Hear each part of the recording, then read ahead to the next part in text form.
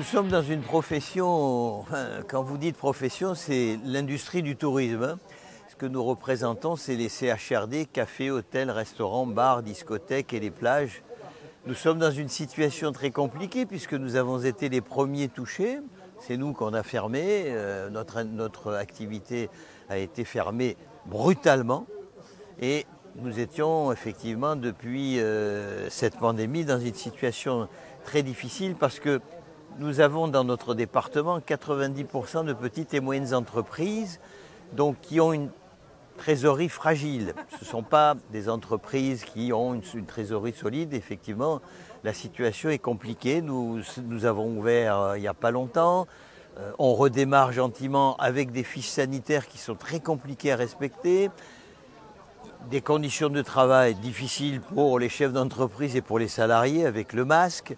Nous essayons de respecter vraiment les fiches sanitaires. En tous les cas, nous avons quand même bon espoir, non pas de gagner de l'argent, on en a déjà perdu, on n'en gagnera sûrement pas cette année, mais au moins de pouvoir sauver cette saison. Car si nous loupons cette saison 2020, il n'y aura pas de saison 2021. Les entreprises seront à l'arrêt. Donc pour l'instant, ça n'est pas aussi dramatique que ce qu'on aurait pu penser. Nous avions vraiment des craintes au moment d'ouvrir. Que va-t-il se passer? Est-ce que les clients vont rentrer dans nos établissements? Est-ce qu'ils vont avoir peur? Et non, finalement, les gens, quand ils voient, nos clients voient qu'on est bien équipés et qu'on leur donne quand même, qu'ils ont un regard sur nous, on les sécurise par notre mise en place et notre comportement, ils viennent. Et ils viennent pour l'instant de plus en plus en sachant que c'est une clientèle limitée, une clientèle locale, une clientèle de proximité. Donc il nous faut impérativement avoir des Européens et des étrangers qui ont un pouvoir d'achat plus important. Mais enfin, les Français sont solidaires. Ils visitent nos établissements et on sent qu'ils sont solidaires avec nous et qu'ils veulent nous aider. On sent que le client veut aider nos métiers. D'abord l'ouverture des frontières, c'est important. Ensuite, bien entendu, l'aide de l'État, elle est là. Mais bon, l'aide de l'État, c'est bien, mais après, il va falloir rembourser.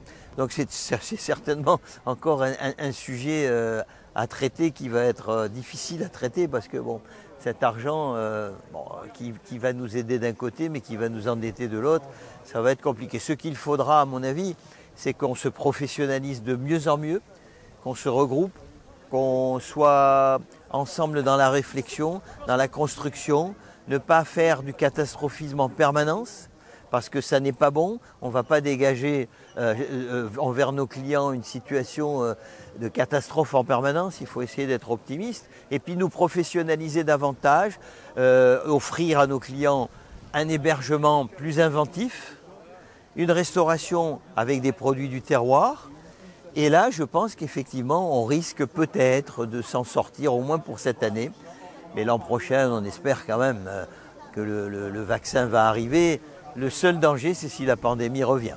Mais enfin, combien même elle reviendra peut-être, on sera mieux équipé, on aura quand même une expérience pour vivre. Donc moi, je suis de ceux qui pensent qu'il faut vivre optimiste un petit peu, même si on sait qu'on a un danger qui nous pèse sur la tête, mais il faut quand même faire preuve d'optimisme. C'est une excellente initiative. Je ne sais pas si vous avez entendu ce que j'ai dit pendant justement ce débat. Je disais que le Var est un beau département, comme vous pouvez le voir. Il a des atouts. Ce qu'il a comme atout en plus, c'est que nous sommes tous ensemble dans ce département, on travaille tous ensemble. Que ce soit la Chambre de commerce, la Chambre des métiers, l'Union patronale, le MEDEF, moi, le syndicat UMI, etc. On est tous ensemble. On a une facilité à se rencontrer, à se parler, comme vous l'avez vu autour de la table et que ça continue.